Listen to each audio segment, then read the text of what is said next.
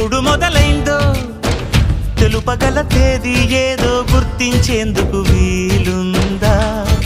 ప్రణయం ఎవరి హృదయంలో ఎప్పుడు ఉదయిస్తుందో గమనించే సమయం ఉంటుందా?